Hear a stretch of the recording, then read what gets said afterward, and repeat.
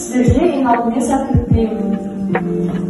Ендеше сабақты бастамас бұрын біз тақырыпқа шығу мақсатында платформаға кіріп, сіздер өздеріңіз пазлды телефонмен құрайтын боласыңдар. Сол пазл арқылы сіздер тақырыпты анықтайтын боласыңдар.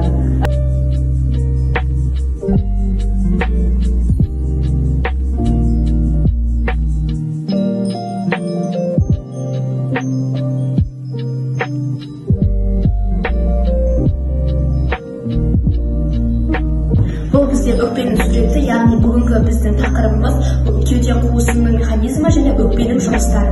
Дұрыс айтасыңдар балалар, бүгінгі біздің тақырыбымыз өкпеге байланысты, яғни тақырыбымыз кеуде қуысының механизмі, өкпенің құрылысы мен қызметі.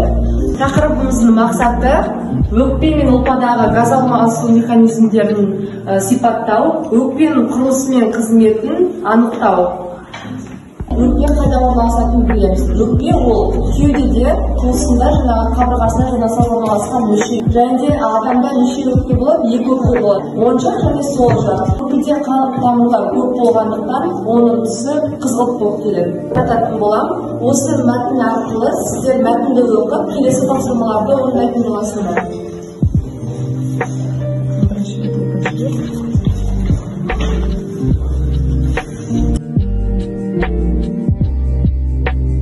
Балалар мәтінді оқып болсаңдар, тақтаға шығып, келесі тапсырмаларды орындайтын боламыз. Бірінші тапсырма ол бізде суретті сәйкестендір. Тыныс алу мүшелерімен өкпенің құрылысын табатын боламыз.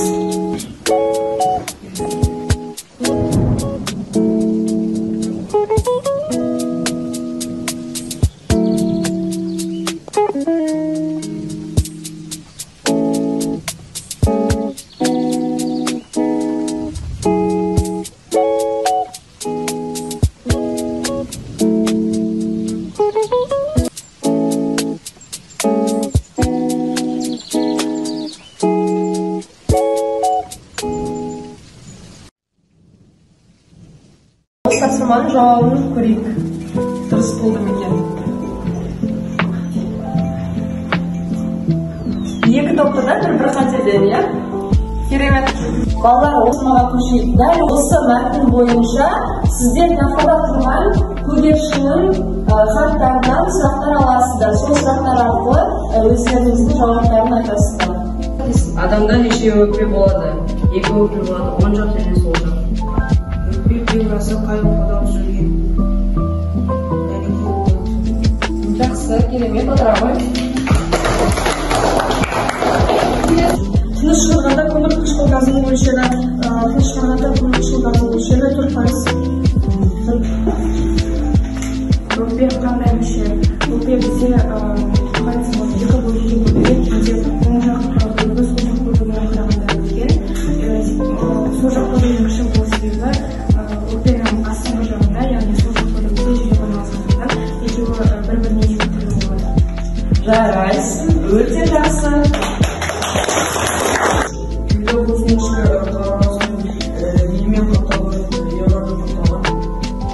Жақсы, керемет. Клеврамен қапталған өте дұрыс. Тыныш шығарғанда өтектің мөлшері 16 болады.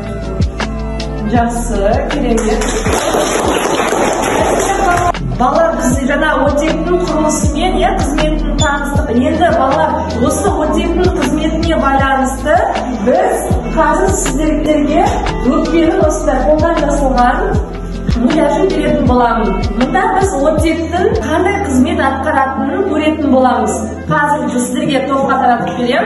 Балалар, түсіндіретін боламыз. Бұл шар үрленеді, ол кезде оттек қандай қызмет атқарады. Сіздер осы оттектің қызметін маған түсіндіріп беретін боласыздар. Вдох, яғни вдох, выдох дейді ғой. Сол кезде өкпе қандай қызмет атқаратынын айтатын боласыздар, жақсы па?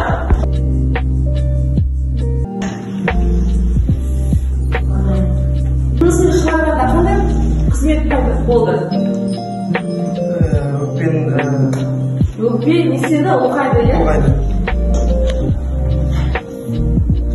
Қарап отырғандарыңызда бізде төлеген кезде өкпенің көлемі менде үлкейді, яғни бұл жерде бізде тыныс алу процесі болды. Ал содан кейін қайта шығарған кезде бізде өкпенің көлемі қайта орнына келді. Бұл бізде тыныс шығару процесі. Балалар, енді келесі тапсырма бізде ұяшықтар. Сіздерге әр ұяшықта сұрақтар жазылған, сол сұрақтарға жауап бересіздер. Одан кейін дұрыс жауабын көретін боламыз. Сұрақ. Ауа өкпеге тыныс алу жүйесінің қай бөлігі арқылы енеді? Бронхлар арқылы. Жақсы, жарайсың, керемет. Олай болса, біз жауабын тексерейік, балалар. Сұрақтың жауабы бронхлар, дұрыс екен. Тыныс шығарғанда ауаның құрамындағы оттегінің пайыздық мөлшері 16%. Жақсы, отыра қой. Жауабын көрейік. Дұрыс, 16%. Жарайсыңдар. Қай бөлік етеді екен? Ұлпа сияқты. Жақсы, отыра қой. Олай болса жауабын көрейік. Ұлпа сұйықтығына дұрыс екен, жарайсың. Бронхлар не арқылы аяқталады? Алвеолалар арқылы аяқталады. Жақсы, отыра қой. Дұрыс, алвеолалар арқылы екен, е? Балалар, мен сабақтың соңына жетті. Енді сабақты қорытындылай келе, біз сабақтың мақсатына жете алдық па? Айтады. Жақсы, жеттік, е? Олай болса, қазір мен сіздерге мына қағазды түсіндіріп өтейін. Бұл бізде кері байланыс. Мына бірінші бетіне аты жөні деп тұр, өздеріңіздің аттарыңызды жазасыздар.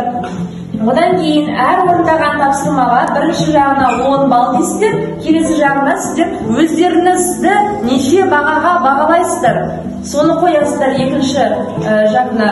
Одан кейін артқы бөлігінде сіздерде кері байланыс деп тұр, иә балалар? Яғни сіздер түсіндіңіздер ме, қалай түсіндіңіздер, әлі де сабақты меңгеру керек пе, соны қысқаша жазып бересіздер маған кері байланыс, жақсы ма?